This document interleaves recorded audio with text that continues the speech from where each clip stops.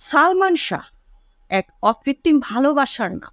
Shabnur 19শে September ঢালিউডের ক্ষণজন্মা নায়ক সালমান শাহর জন্মদিন। 1971 সালের এই দিনে জন্মগ্রহণ করেন এই অভিনেতা। এদিন সহকর্মী ও শুভানিদায়ীদের অনেকে স্মরণ করেছেন প্রিয় নায়ক। বেঁচে থাকলে আজ তিনি 53 পূর্ণ করে 54তে পা দিতেন। 1993 সালে কেয়ামত থেকে কেয়ামত ছবি দিয়ে চলচ্চিত্রে আগমন ঘটে এ নায়কের।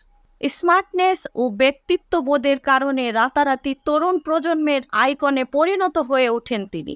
90 দশকের প্রথম দিকে সালমান শাবনূর জুটির রসায়নে মন ভরে গিয়েছিল দেশের সিনেমা প্রেমীদের। ঢালিউডের অন্যতম জুটিতে পরিণত হয় তারা। এতটাই সমাদৃত হন যে আজও সালমান নামটি নিলেই উঠে আসে শাবনূরের নাম।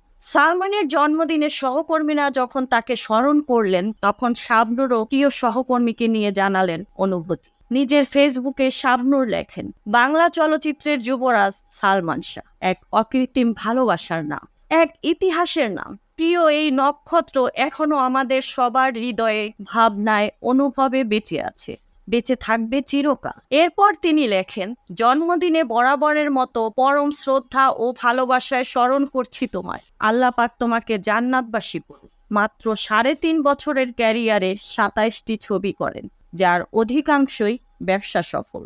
সালমানের ফিল্ম ক্যারিয়ার ছিল সব মিলিয়ে 3 বছর 5 মাস 12 দিন। সিনেমায় আসার আগে নাটকে অভিনয় করেছেন তিনি। ছোট পর্দায় তার জনপ্রিয় বেশ কিছু নাটক প্রচার করা হয়। সালমান শাহ অভিনীত নাটকের মধ্যে রয়েছে আকাশ ছোঁয়া, সব পাখি ঘরে ফিরে, সৈকতে সারস, নয়ন, ইতিকথা আর বিশেষ টেলিফিল্ম স্বপ্নের পৃথিবী। তারপরে সিনেমায় অভিনয়ের মাধ্যমে 90 দশকে চলচ্চিত্রে এসে রোমান্টিক ঘরানার এক ভিন্ন ধারা তৈরি করেন তিনি। সিনেমা ক্যারিয়ারে সালমান সবচেয়ে বেশি সিনেমা করেছেন শাবনূরের সঙ্গে। উল্লেখ্য, সালমানের জন্মবার্ষিকীকে ঘিরে দেশের বিভিন্ন এলাকায় ভক্তদের তৈরি সালমান শাহ ফ্যান ক্লাব নানান অনুষ্ঠানের আয়োজন করেছে বলে শোনা যায়। সোশ্যাল মিডিয়াতেও তার স্মরণে দেখা গিয়েছে অনেক post. Mukta Parvez, desk report, BE news, Dhaka.